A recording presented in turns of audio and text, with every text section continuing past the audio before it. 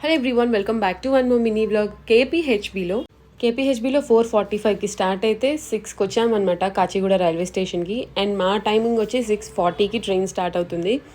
Already platform మీద starting పాయింటే కాబట్టి ప్లాట్ఫామ్ మీద ట్రైన్ ఉంది. ఇంకా లగేజ్ అంతా లోపల పెట్టేసుకొని ఇలా బయటకు వచ్చి కొద్దిసేపు కూర్చున్నాం. ఎంత బస్ ట్రావెల్ చేసినా, ఎంత కార్ ట్రావెల్ చేసినా ట్రైన్లో ఉన్న కంఫర్టే వేరు కదా.